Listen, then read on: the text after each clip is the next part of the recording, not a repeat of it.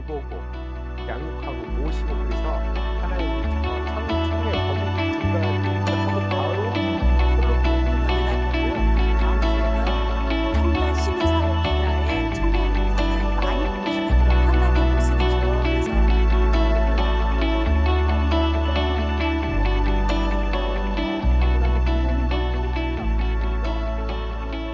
녹색 영등포 환경 거버넌스 녹색도시 생활실천 분과 간사 이소주입니다. 이름이 참 길죠. 제가 이렇게 나선 이유는 지금 현재 소모임 활동으로 영등포에서 활동하는 환경단체 이런 분들을 소개하는 릴레이 강연을 진행 중입니다. 그래서 첫 스타트로 신승철 박사님을 모십니다. 안녕하세요. 생태역지연구소 협동조합 소장 신승철입니다. 2019년 9월에 저희 조합이 만들어졌는데요. 저희는 이 생태적지혜연구소를 보고 있습니다.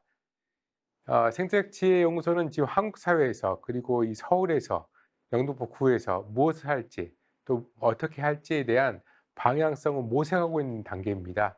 지금 초창기에 있는 씨앗 조직이고요. 저희 씨앗을 잘 키우고 돌보고 양육하고 모시고 그래서 하나의 울창한 숲이 되게끔 여러분들이 도와주셔야 될 것 같습니다. 다음으로 넘어가 볼까요?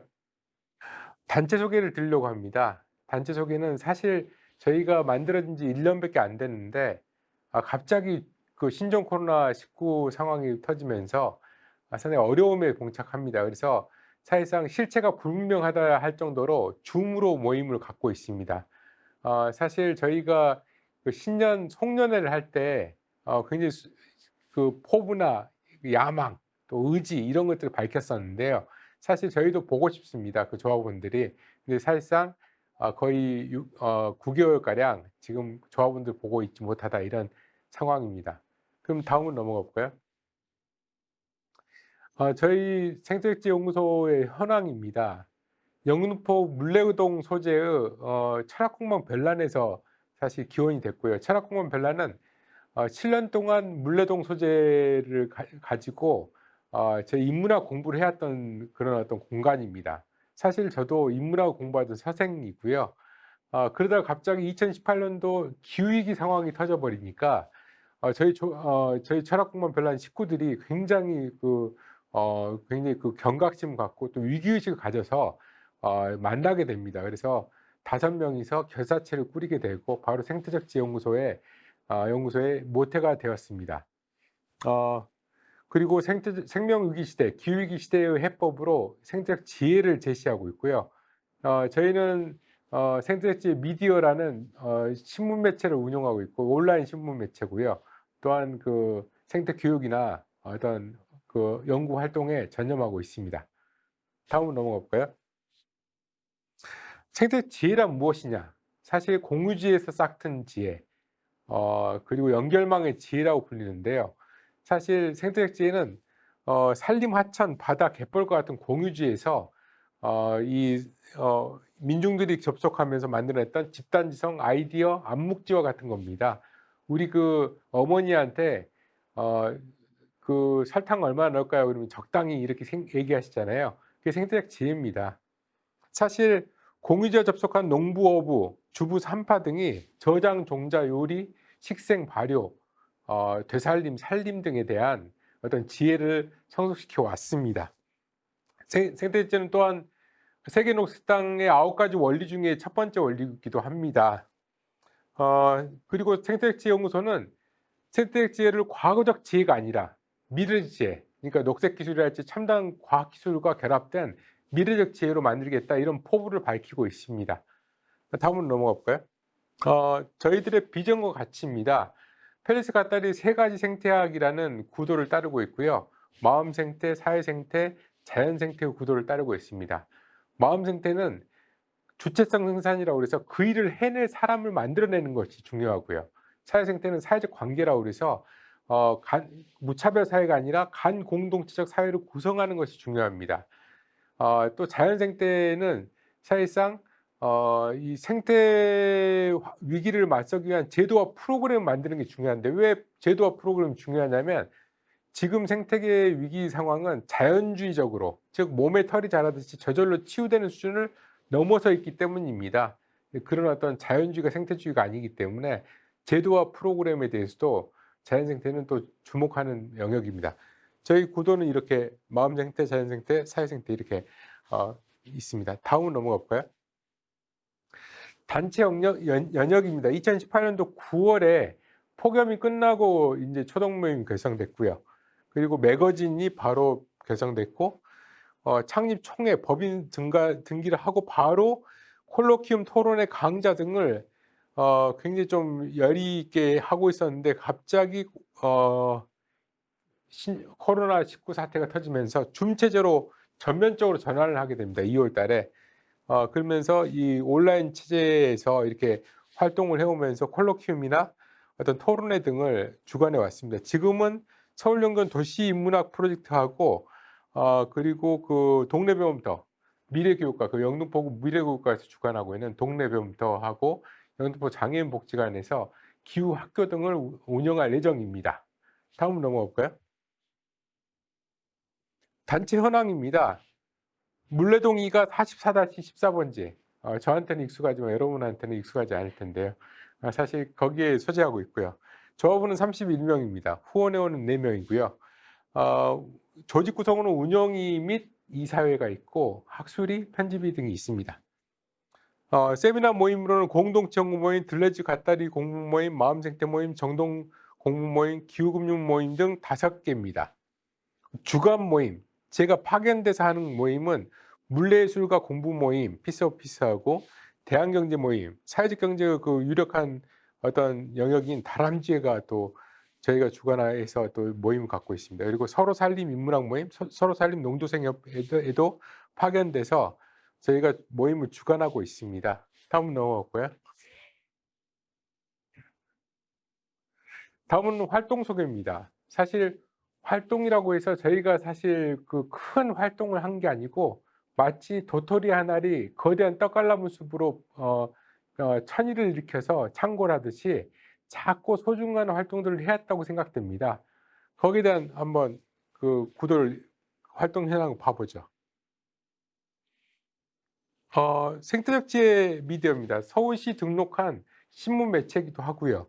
지금 1년 동안 600개에 달하는 기사를 생산해냈습니다. 생태철학, 기후변화, 공동체 탈성장 등을 이렇게 하고 있고요. 그리고 협동조합원이나 공동체 구성원들, 그리고 기후변화에 위기의식 가진 사람들이 결집되어 있습니다. 그래서 생태예술, 생태문화 이런 쪽으로도 굉장히 관심 갖고 또 이렇게 여러 가지 기사를 만들어내고 있습니다. 최근에는 코로나 기후위기 그린 뉴딜이라는 글이 상당히 좀 주목이 됐는데 이런 어떤 현장에서의 요구 그리고 현장에서 또 목소리들을 담아내고 있습니다. 다음으로 넘어가 볼까요? 콜로키움입니다. 콜로키움은 반기별로 주관이 되는데요. 첫 번째는 야생의법 지구법 선언이라고 해서 생명윤리와 관련된 동물윤리와 관련된 콜로키움이 있었고요. 두 번째는 도덕경제학이라고 해서 생태경제학과 관련된 콜로키움이 있었고 세 번째는 기후카지노 지구환경 경계에서 기후변화와 관련된 콜로키움이 있었습니다. 마지막으로 2020년 9월 11일 날 탈성장 개념의 사전이라고 해서 탈성장과 관련된 콜로키움이 있었습니다. 지금 1월 7일, 2011년 1월 7일 날 플랫폼 자본주의와 정동 자본주의와 자유노동의 보상이라는 두 권의 책으로 또 콜로키움이 열릴 예정입니다. 다음으로 넘어올까요? 또 연대 활동은 기후위기 비상행동과 연대 활동을 하고 있습니다. 기후위기 비상행동을 소개해 드리자면 2019년도 9월 21일 저희와 마찬가지로 기후위기의 심각성에 경각심과 위기감을 느낀 사람들이 모인 단체고요. 한국 사회 대표적인 기후행동단체입니다.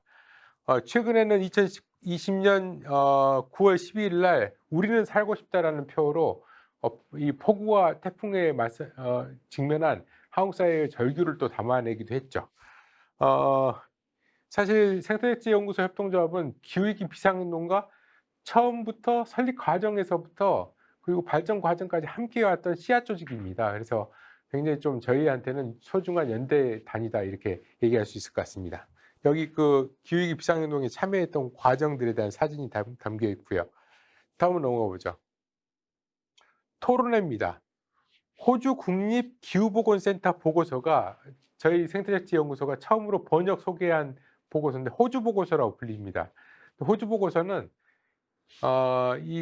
IPCC 등에서 얘기하고 있는 2040년경에 1.5도가 될 것이다라는 예상을 깨고 2030년경에 1.5도가 될 것이다라는 또 이런 얘기를 하는 최초의 보고서입니다. 1.5도가 왜 중요하냐? 바로 티핑 포인트이기 때문입니다. 1.5도 이후부터는 양성 피드백이 생겨서 기후위기가 더 큰 기후위기를 자동적으로 촉진해 버리는 그런 상황이 됩니다. 그래서 굉장히 인류의 생존의 마지노선인 1.5도가 몇 년 남았냐? 10년 남았다라고 이렇게 보고한 보고서인데 지금은 정설이 돼 있죠. 그때는 아주 가설이다 이렇게 치부됐는데 지금 정설이고 앞으로 남은 시간은 7년 혹은 10년이라고 또 보고되고 있습니다. 두 번째는 코비드-19 코로나 상황에 대한 또 토론회가 있었고요. 세 번째는 정치 전환 토론회고 정동의 정치에 대한 토론회가 있었습니다. 정동이 무엇이냐? 우리가 꼼짝 안 할 때 생각이 많나요? 움직일 때 생각이 많나요? 꼼짝 안 할 때 생각이 많다고 생각하시죠? 움직일 때 생각은 정동이라고 합니다. 그래서 돌봄, 살림, 모심, 보살핌, 섬김 등과 같은 거고 그런 움직일 때의 생각, 그런 어떤 정동, 돌봄 이런 것들이 정치에 도입돼야 된다. 이런 어떤 모토로 토론회가 열렸습니다. 다음 넘어가 보죠. 강의 활동입니다. 강의 활동은 전환의 기술, 기술의 전환. 아까 얘기했던 미래적 지혜와 관련된 기술과 관련된 어떤 강의가 있었고요. 물레청소년 수련관과 함께 자유학기제 연계 중학교 생태 전환 교육도 이루어졌습니다. 앞으로 영등포 미래교육과의 동네 배움터 사업과 장애인복지관의 기후학교 등이 추진될 것 같습니다. 지금 강의가 이루어지는 현장의 모습인데요. 아주 아담한 공간에서 이렇게 사람들이 모여서 이렇게 같이 하고요. 여기 보시면 고양이도 보이시죠? 고양이들이 꼭 와서 강의를 함께 합니다. 그래서 되게 좀 화기애애한 과정인데 그조차도 지금은 불가능해진 상황이다. 이렇게 좀 안타까움을 또 표시하고 싶습니다. 다음 넘어오죠. 저술활동입니다. 아까 얘기했던 전환의 기술, 기술의 전환의 그 책이 바로 2021년 3월에 출간되고요. 그래서 지금 거의 다 끝난 상황이고 당대 출판사에서 출간이 됩니다.